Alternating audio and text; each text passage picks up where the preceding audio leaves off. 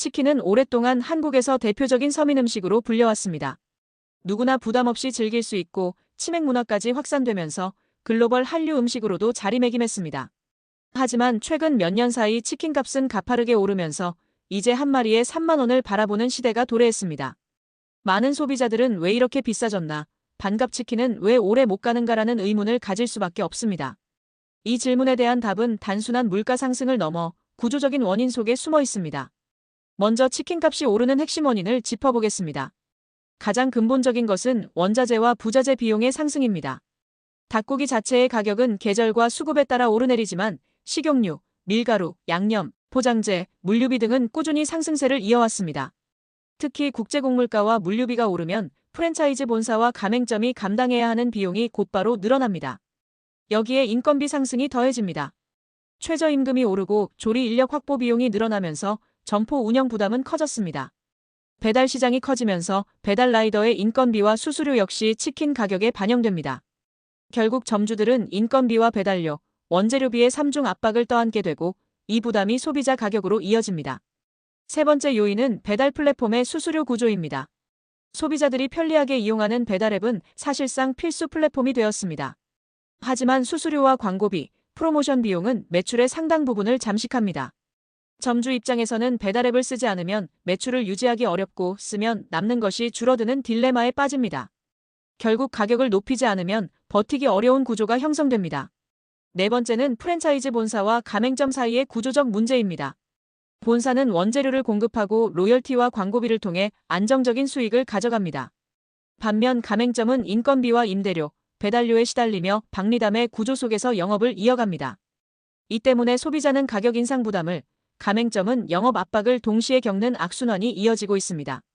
최근 교촌치킨이 순살치킨의 중량을 줄이고 가격은 그대로 유지한 사례처럼 실질적인 가격 인상도 소비자에게 체감 물가 부담을 안깁니다. 한국 치킨 산업의 규모를 보면 이 구조가 얼마나 복잡한지 알 수 있습니다. 상위 5개 프랜차이즈의 연간 매출만 5조 원을 넘습니다. BBQ, 교촌치킨, BHC, 굽네, 네네 등 굵직한 브랜드들은 각각 수천억 원의 매출을 올리고 수천 개의 가맹점을 거느립니다. 본사는 안정적 수익을 보장받지만 점주는 그만큼 고정비에 시달립니다. 이런 상황에서 소비자 가격은 자연스럽게 오를 수밖에 없습니다. 그렇다면 반값 치킨은 왜 오래가지 못할까요?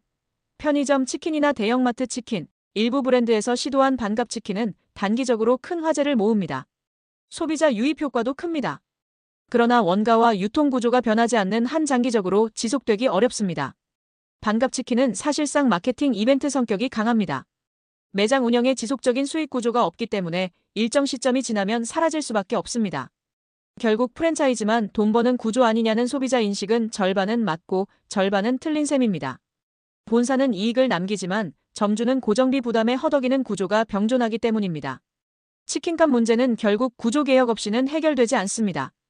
정부와 업계의 역할이 핵심입니다. 정부는 배달 플랫폼의 수수료 규제, 가맹점 보호제도 강화, 원재료 유통 구조의 투명화를 통해 제도적 기반을 마련해야 합니다. 기업은 본사와 가맹점의 수익 배분을 합리화하고 직영 물류 확대와 가격 품질 투명성을 강화해야 합니다. 소비자가 직접 구조를 바꾸기는 어렵지만 정책과 기업 차원에서 해결해야 하는 과제인 것입니다. 그렇다고 해서 소비자가 아무런 선택권이 없는 것은 아닙니다. 소비자 역시 시장에 신호를 보낼 수 있습니다. 대형마트나 편의점 치킨, 동네 자영업 치킨집 같은 대체재를 이용하는 것이 하나의 방법입니다. 배달 대신 매장 방문 포장을 선택하거나 배달앱이 아닌 자체 앱이나 전화 주문을 활용하면 배달료를 줄일 수 있습니다. 반값 치킨이나 신규 브랜드, 지역 브랜드를 지지하는 것도 프랜차이즈 본사에 압박을 줄 수 있습니다. 결국 합리적인 소비와 다양한 선택이 모이면 산업 구조에도 변화 압력이 전달됩니다. 앞으로의 전망을 본다면 3만 원 치킨 시대는 기정사실화되는 분위기입니다.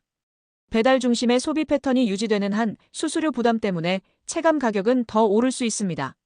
소비자 불만이 커지면 편의점과 대형마트 치킨 같은 대체재의 영향력이 확대될 것입니다. 장기적으로는 정부의 제도 개선, 업계의 유통 혁신, 소비자의 선택 변화가 맞물려야만 가격 안정이 가능할 것입니다. 결국 치킨값 문제는 단순한 음식 가격 논란을 넘어 한국인의 생활 문화와 글로벌 한류 음식이라는 상징을 둘러싼 구조적 이슈입니다. 지금의 가격 상승은 원자재와 인건비뿐 아니라 산업 구조적 모순이 본질입니다. 소비자가 구조 자체를 바꾸기는 어렵지만 어디에 지갑을 열 것인가라는 선택은 결국 시장을 움직이는 힘이 될 수 있습니다. 따라서 치킨값 안정화를 위해서는 세 가지 축이 동시에 움직여야 합니다.